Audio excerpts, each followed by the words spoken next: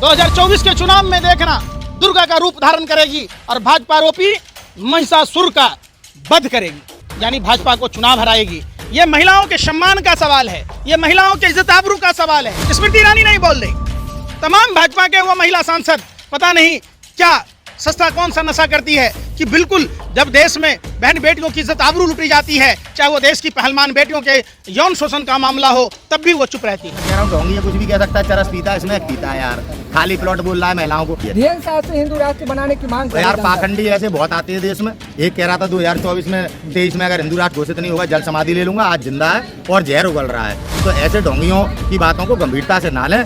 ये भारतीय जनता पार्टी के एजेंट है जो मंदिरों पर फिट हो गए हैं और जो धर्म के नाम पर राजनीति का प्रचार कर रहे हैं। मोदी है तो मुश्किल है, विनाशकारी प्रचार मंत्री मणिपुर का मौ नहीं बोल पा रहे, महंगाई का मौ नहीं बोल पा रहे, चाइना का चौ नहीं बोल पा रहे। तो देश में अगर माँ बहन बेटियों की इज्जत आबरू बचानी है तो भाजपा को भगानी होगी। निश्चित तौर पर बेटी बचाओ भाजपा भगाओ का नारा देना होगा। बोलने की अकल नहीं, जिसमें कोई सोच नहीं, जिसमें कोई समझ नहीं। आपने ऐसे आदमी को PM बनाया, कहता बादल से रडार काम नहीं करता, कहता नाली से ऑक्सीजन बन जाएगी। अब क्या क्या बोल रहा है हमारा प्रधानमंत्री। अगर प्रधानमंत्री की वास्तविकता उनको बताओ तो बुरा लगता है। इतना अहंकारी प्रधानमंत्री। देश विकास किया, क्या विकास घंटा किया? देश तो की आर्थिक स्थिति तो बांग्लादेश से नीचे, अफगानिस्तान से नीचे। अब कौन सा विकास दिख रहा है? तुम पत्रकारों को देखो, तुम्हारे सोशल मीडिया पे इतने कानून बना दिए हैं कि तुम सही से अपने कंटेंट नहीं दिखा सकते। जनता जो बोल रही है वो नहीं दिखा सकते आप। इतनी पाबंदियां तो तुम पे लगा दी हैं। काय का विकास बता रहे हो? देखिए 20 लाख EVM गायब है। उस EVM के भरोसे अगर भाजपा कह रही है तो इस बार वो भी नहीं चलने वाला।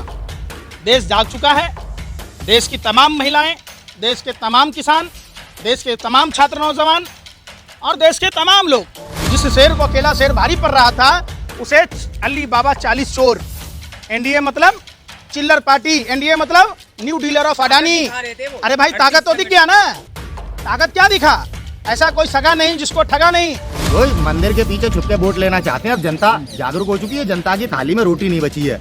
अब अगर मंदिर का घंटा जनता ने बजा दिया ना अपनी बार, तो उनके बच्चे निश्चित रूप से भीख ही मांगेंगे।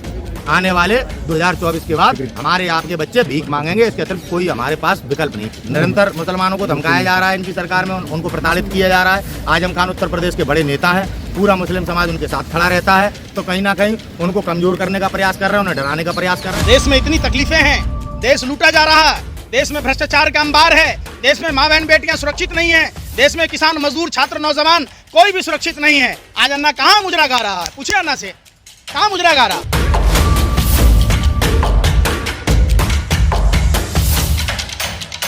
2024 के चुनाव में देखना दुर्गा का रूप धारण करेगी और भाजपा आरोपी महिषासुर का वध करेगी, यानी भाजपा को चुनाव हराएगी। ये महिलाओं के सम्मान का सवाल है, ये महिलाओं के इज्जत आबरू का सवाल है। आपने मेघालय में देखा होगा, भाजपा वैसे व्यक्ति को टिकट देती है जो चकला घर चला रहा होता है, जिसके यहाँ से नाबालिग लड़कियां बरामद होती है, कंडोम बरामद होता है, दारू के पौवे बरामद होते हैं, जिलेटिन की छड़ें बरामद होती है। ऐसे बेशर्म पार्टियां हैं।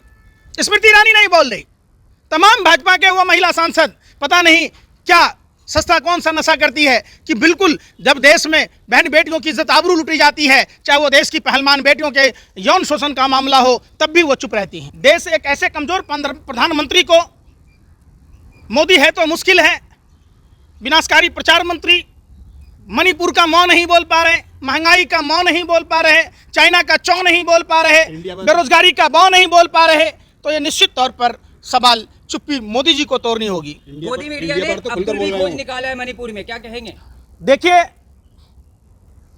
गोदी मीडिया का स्तर इतना गिर गया जितना झुमका नहीं गिरा बरेली के बाजार में, और गोदी मीडिया ने उसे डिलीट भी किया, लेकिन भाजपा IT सेल उसे लगातार शेयर कर रही है। सोचिए हर एंगल में ये मुसलमानों को मोहरा बनाकर डिलीट नहीं किया है। बग्गा ने अब तक क्यों डिलीट नहीं किया? निश्चित तौर पर कार्रवाई होनी चाहिए भाजपा IT सेल पर, भाजपा के उन नेताओं पर जो फर्जी खबरों को शेयर करते हैं। ये भाजपा सरकार की नाकामी है। चाहे वो सरहद का मामला हो, पाकिस्तान की महिला भारत में प्रवेश कर जाती है, सवाल भारत सरकार से पूछा जाना चाहिए, मोदी सरकार से पूछा जाना चाहिए, गृह मंत्री से पूछा जाना चाहिए, होम सेक्रेटरी से पूछा जाना चाहिए, खुफिया एजेंसियों से पूछा जाना चाहिए। नहीं पूछ पाते।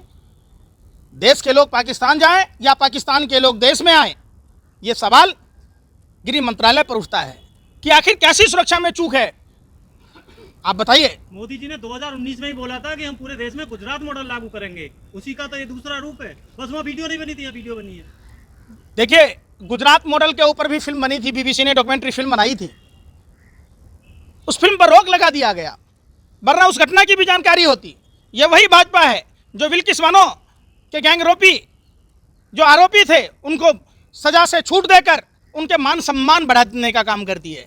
तो देश में अगर माँ बहन बेटियों की इज्जत आबरू बचानी है तो भाजपा को भगानी होगी। निश्चित तौर पर बेटी बचाओ भाजपा भगाओ का नारा देना होगा। ये तो बीजेपी वाले बताएंगे। आप बीजेपी वालों से सवाल क्यों नहीं पूछते, क्यों नहीं सवाल पूछते कि आखिर प्रधानमंत्री को ये मगरमच्छ की जो आंसू 30 सेकंड का बहाए 36 सेकंड का, उसको बहाने में महीनों क्यों लग गए? क्यों प्रधानमंत्री फ्रांस और अमेरिका गए? क्या प्रधानमंत्री इतने कमजोर हैं? क्या प्रधानमंत्री जी सेना की 2-3 टुकड़ियां मणिपुर भेजकर मणिपुर में शांति बहाली की अपील नहीं कर सकते? प्रधानमंत्री मणिपुर नहीं जा सकते? जो प्रधानमंत्री नगर निकाय के चुनाव में भी जाकर चुनावी सभाओं को संबोधित करते हैं, जो प्रधानमंत्री जी पूरे विश्व का दौरा कर लेते हैं, आखिर ऐसी क्या मजबूरी है कि प्रधानमंत्री मणिपुर का मौन नहीं बोलते और मणिपुर नहीं? अन्ना हजारे तो देश के किसी समस्याओं पर नहीं बोलता। देश का सबसे बड़ा साजिशकर्ता, षड्यंत्रकारी, प्रयोगकर्ता अन्ना हजारे है, जिसने किसान आंदोलन में भी पलटी मारी थी, जिसने देश में तमाम पहलवान बेटियों पर नहीं बोला, पुलवामा घटना पर नहीं बोला। आज अगर देश में अंबानी अडानी देश को लूट रहे तो उस पर भी अन्ना चुप है। क्यों? क्योंकि वो चार्टर प्लेन से चलता था। कौन चार्टर प्लेन मुहैया कराता था? आप पूछे उस अन्ना से। दामन पे दाग नहीं लगना चाहिए। दामन पर दाग इतने हैं, बरहनी को दूसरा चलनी, जिसको अपना 75 को छेद। आज अन्ना क्यों नहीं बोलता? देश में इतनी तकलीफें हैं, देश लूटा जा रहा है, देश में भ्रष्टाचार का अंबार है, देश में माँ बहन बेटियां सुरक्षित नहीं है, देश में किसान मजदूर छात्र नौजवान कोई भी सुरक्षित नहीं है। आज अन्ना कहाँ मुजरा गा रहा है? पूछे अन्ना से, कहाँ मुजरा गा रहा? धीरेन्द्र शाह से हिंदू राष्ट्र की मांग कर रहे हैं।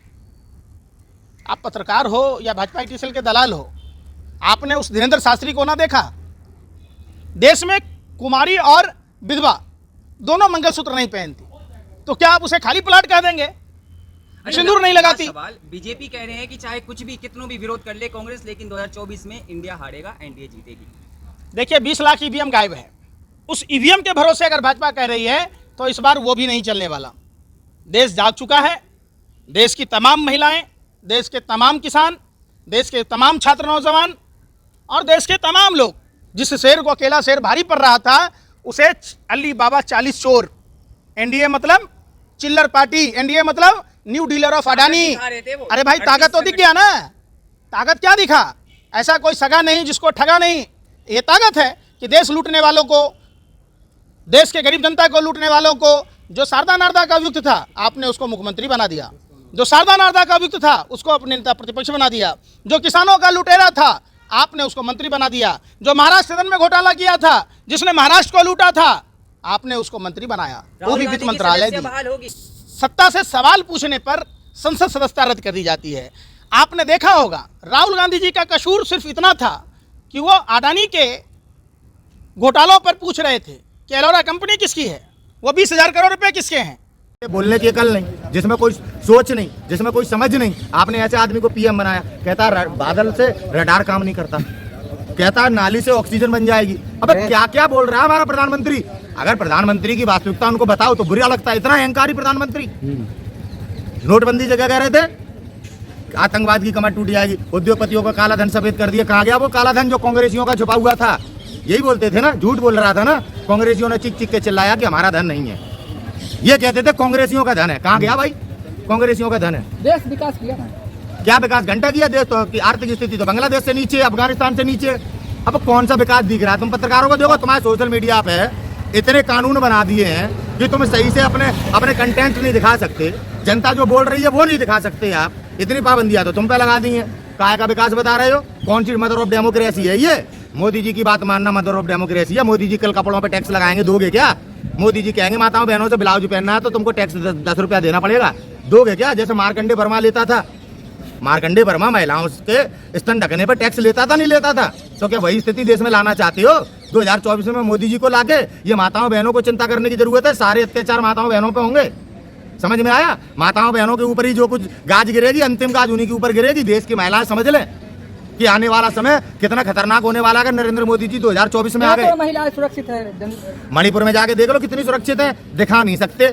अरे आप बात नहीं कर सकते कि महिलाएं मणिपुर में कितनी सुरक्षित है, बात करोगे तो तुम्हें शर्म आएगी, रो पड़ोगे कि ऐसा हो रहा है भारत में। ये देवो भूमि है, यहाँ पर राम ने जन्म लिया था, यहाँ पे कृष्ण आए थे जन्म लेने, जहाँ पे महिलाओं के साथ आज इतना अच्छा व्यवहार हो रहा है मणिपुर में कि दुनिया में हमारा नाम महान शोहरत हो रही है कि भारत में महिलाओं के साथ कितना टॉप व्यवहार हो रहा है, कैसे महिलाएं घुमाई जाती हैं। वाह भाई वाह, इंडिया इज द बेस्ट, है ना, यही है ना आपकी मंशा। जनवरी में राम मंदिर का उद्घाटन हो रहा है, क्या कहेंगे? अरे आजम खान पे छापा लगा और आजम खान साइलेंट है, डरे हुए हैं, क्या कहेंगे? डराने का प्रयास है मुसलमानों को, निरंतर मुसलमानों को धमकाया जा रहा है इनकी सरकार में, उनको प्रताड़ित किया जा रहा है। आजम खान उत्तर प्रदेश के बड़े नेता हैं, पूरा मुस्लिम समाज उनके साथ खड़ा रहता है, तो कहीं ना कहीं उनको कमजोर करने का प्रयास कर रहे हैं, उन्हें डराने का प्रयास कर। देखो उनकी सदस्यता कैसे षड्यंत्र पूर्वक छीनी, झूठे मुकदमे लगाकर वो कोर्ट से बरी होकर आ गए, उनकी सदस्यता कैसे छीनी गई। तो ये उत्तर प्रदेश का मुसलमान, देश का मुसलमान देख रहा है, ये जनता देख रही है कि किस तरीके से भारतीय जनता पार्टी धर्म की नाम पर गंदी राजनीति कर रही है। धीरेन्द्र शास्त्री हिंदू राष्ट्र बनाने की मांग कर रहे यार हैं। पाखंडी ऐसे बहुत आते हैं देश में। एक कह रहा था 2024 में 23 में अगर हिंदू राष्ट्र घोषित नहीं होगा जल समाधि ले लूंगा, आज जिंदा है और जहर उगल रहा है। तो ऐसे ढोंगियों की बातों को गंभीरता से ना लें। ये भारतीय जनता पार्टी के एजेंट है जो मंदिरों पर फिट हो गए हैं और जो धर्म के नाम पर राजनीति का प्रचार कर रहे हैं। ऐसे गद्दारों से सावधान रहने की जरूरत है। ये धर्म की हानि हो रही है, धर्म गुरुओं की हत्याएं हो रही हैं। ऐसे लोगों के कारण अपने धर्म को बचाइए, धर्म गुरुओं को मजबूत बनाइए, ऐसे गुंडों को पहचानिए जो ढोंगी बनकर मठों पर बैठे हुए हैं। सनातन बनाने की कोशिश तो कर रहे हैं देश को, तो और अच्छी बात है। ये राजनीति का काम नहीं है सनातन बनाना, नहीं समझ में। ये धर्म गुरुओं का काम है। जब देश में धर्म का प्रचार होगा, न्याय की बात होगी, खुद ब खुद धर्मियों का नाश हो जाएगा। नरेंद्र मोदी जैसे नेताओं का स्वयं ही इस देश से पतन हो जाएगा। तो ये बताइए, कभी मौका मिलेगा तो पर्चा खुलवाएंगे क्या आप? किससे? धीरेन्द्र शास्त्री से? अब डोंगी से? क्या हमको तुम बवाली समझ रहे हो क्या? क्या हमको तुम देशद्रोही समझ रहे हो क्या? हम उसके पास जाएंगे? हमें तो मालूम है डोंगी, हम क्यों जाएंगे उसके पास? अरे भविष्य देखते हैं। अरे हाँ, घंटा देखता है भविष्य। आप चेकिंग पे जाते हो, आपके सारे वहाँ पे जानकारी ले ली जाती है, पोस्ट वहाँ पे डिलीवर्ड कर दी जाती है, वो पर्ची निकाल के बता देता है। सीधा खेल है। आप तो बेवकूफ बन रहे हो, आप तो बेवकूफ बन रहे हो। वो बेवकूफ बनकर आपसे राजनीति कर रहा है, कभी हिंदू राष्ट्र कभी कुछ राष्ट्र, वास्तविकता से आपका ध्यान भटका रहा है। इतना ही बड़ा धर्मगुरु है अगर, तो बता दे 238 किलो सोना कहाँ पे रखा है, किसने चोरी करा? बता दे RDX कौन लाया था, कौन है अपराधी? बता दे ये 3 सेनाओं को मारने वाले जो अभी मारे गए हमारे 3 अधिकारी सेना के कश्मीर में, वो किसने मारे? तो इतनी सभा में भीड़ क्यों लगता है धीरेन्द्र शास्त्री? भाई इस देश में अंधविश्वास में लोग आ जाते हैं, बहुत बड़ी आबादी है, 150 करोड़ नागरिक है, तो कुछ मुट्ठी भर लोग अंधविश्वास का शिकार हो जाते हैं। जब उनकी धन हानि हो जाती है या उनका कुछ बिगड़ जाता है तो उन्हें समझ आ जाता है कि हम बेवकूफ बने और वो फिर घर बैठ जाते हैं। कहते हैं हनुमान जी से डायरेक्ट बातचीत होती है। हाँ, घंटा होती है हनुमान जी से। तो बता देना 238 किलो सोना किसने चुराया। आप लोग तो प्रचार करने पे लगे हो। धीरेन्द्र शास्त्री जैसे ढोंगियों का दुर्भाग्य तो यही है। कभी आसाराम बापू में भगवान दिखते थे, अब वो जेल काट रहे हैं। समझ में आया? तो इस देश में पैसा कमाने के लिए तमाम इस देश में लोग भगवा धारण करके नागरिकों को बेवकूफ बनाते हैं, ढोंग करते हैं। तो वो धीरेन्द्र शास्त्री एक ढोंगी है, इसके अलावा वो कुछ नहीं है। इस जो महिला मंगलसूत्र में नहीं तो खाली प्लॉट। अरे यार, जब मैं कह रहा हूँ ढोंगी है, कुछ भी कह सकता है, चरस पीता है, इसमें पीता है यार, खाली प्लॉट बोल रहा है महिलाओं को। अब देश की माताओं बहनों को समझना चाहिए अपने ऊपर हो रहे हमले के खिलाफ। तरह से इन्होंने बेबाकी से अपने शब्दों को रखा और तमाम मुद्दों पर हम इनसे बातचीत किए। तो इस तरह के वीडियो देखने के लिए चैनल को सब्सक्राइब कर लें, साथ में कमेंट करके अपनी राय जरूर दें।